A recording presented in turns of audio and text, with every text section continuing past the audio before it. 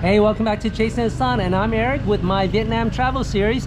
If you've watched my last few videos talking about motorcycling in Vietnam and feel the itch, well, I'm going to share with you in this video how to actually get a motorcycle in Vietnam.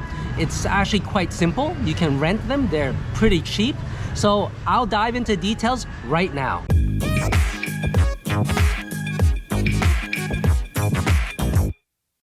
There are many reasons why traveling around Vietnam with a scooter is a good idea.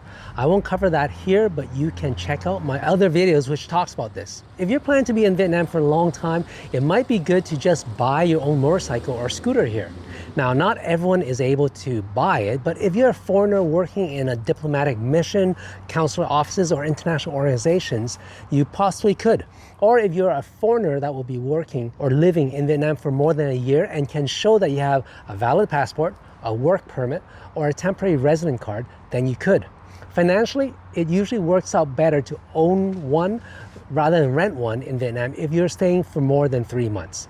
Once you have the motorbike, then you'll need to do a vehicle registration with the traffic police department of that city.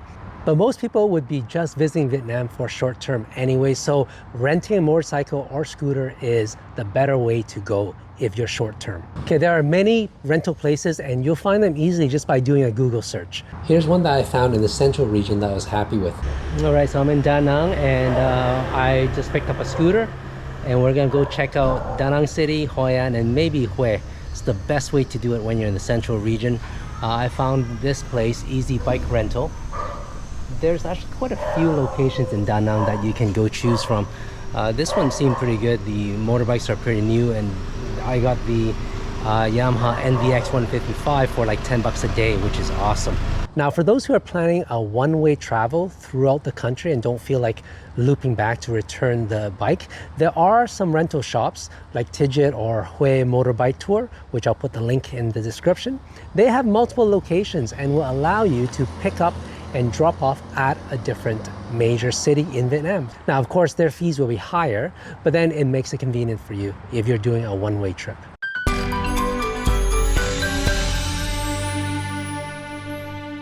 Here are some things to note. So although it's recommended to have an international driver's license, but rarely do the shops ask to see that. So it's up to you if you want to play it safe and get that. If you're in a rush, you may not want to do that. And in my experience, I haven't been asked. Then two, usually the shops give you the vehicle with whatever gas is in the tank. So it may not be full.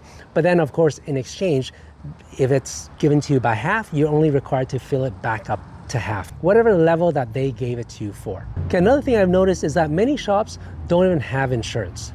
So some do offer it, but it's not mandatory. If you have a good credit card, the credit card will have a car rental insurance coverage, so you may want to use that. Check to see if they cover for it before you rent the motorcycle, of course. Okay, now scooters are probably the most common type of motorbike you can rent, usually 100 to 150 cc's. If you're looking for the bigger bikes, then it's best to call that shop ahead of time and book it. I know that when I went, it wasn't available, although it showed on the website. Now, many shops do speak English and they use WhatsApp, so you can contact them before you are even in the country if you really want that big bike to reserve it. But big bikes are probably not as recommended for most of Vietnam. In my next video, I'll dive into this topic and what type of motorbike is actually ideal for Vietnam travel. So make sure you subscribe for that so you can catch that in my next video.